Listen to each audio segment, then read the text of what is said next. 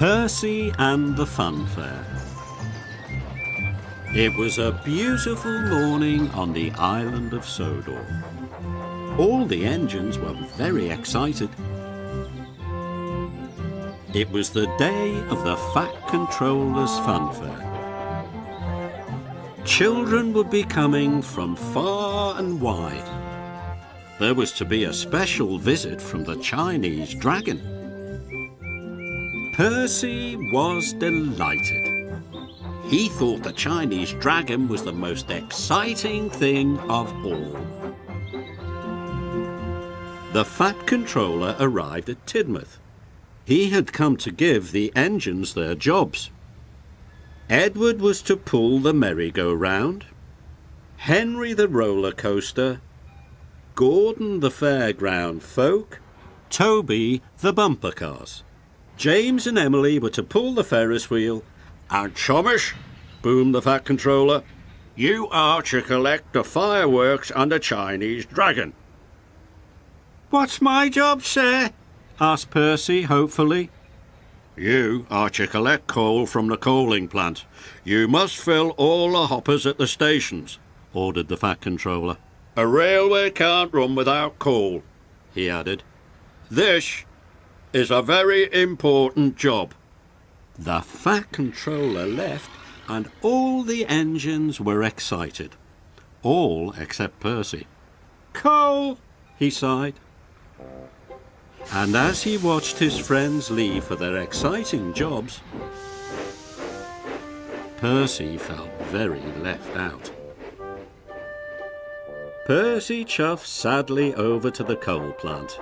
This didn't feel like an important job at all. When Percy arrived, he could see a long line of trucks. I wish I was pulling something exciting, grumbled Percy. Not boring old coal trucks.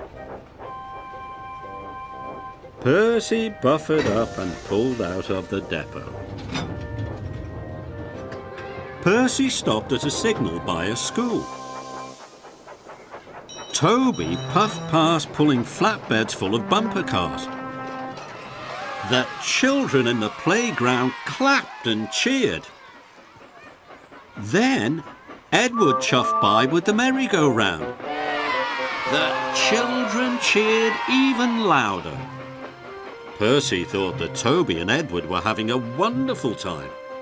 Then an idea flew into his funnel. Maybe Toby and Edward need some help. Helping friends is much more important than delivering coal, he wished. So Percy didn't deliver the coal. He left his trucks and he steamed after his friends as quickly as he could. Toby and Edward stopped at a red signal. Percy puffed up alongside. Do you need any help? He tooted hopefully.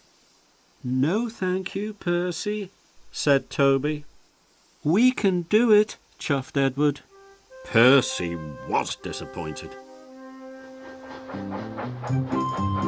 Further up the line, Percy saw Emily and James.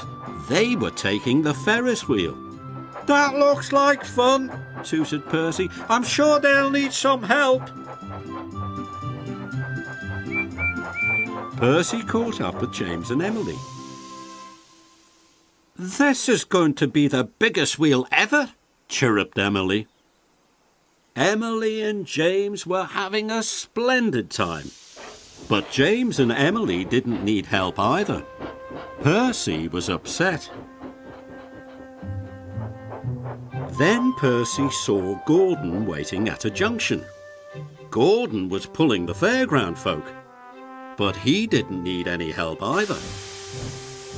Percy saw Henry crossing the bridge. Henry was happily pulling the roller coaster. Finally, Percy saw Thomas waiting at a signal.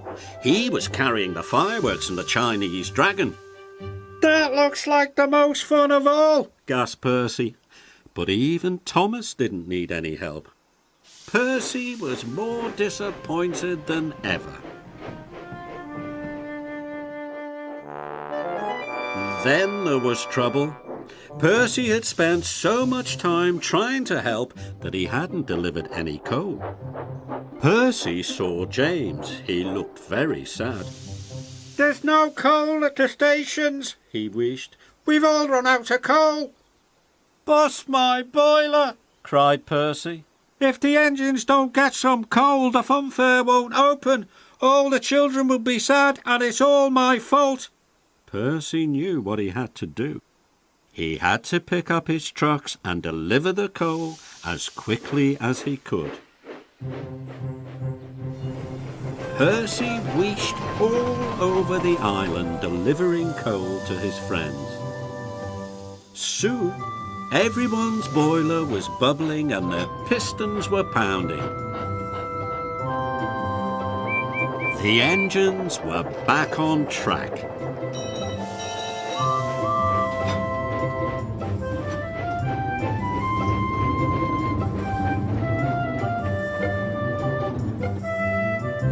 The Funfair was ready just in time.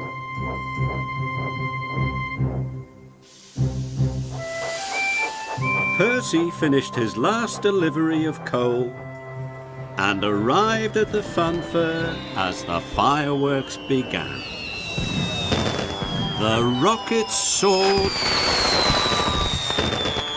the band played, and the Chinese dragon danced.